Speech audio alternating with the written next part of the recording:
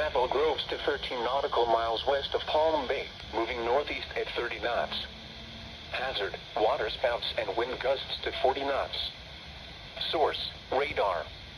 Impact, waterspouts can quickly form and capsize boats. Excuse me, did you just say can two times? No, did you just say can Make two sure all times? on board are wearing life Melbourne? jackets. Expect wind gusts in excess of 34 knots, suddenly higher waves, lightning and heavy downpours. Make sure all on board are wearing life jackets. Return to safe harbor if possible.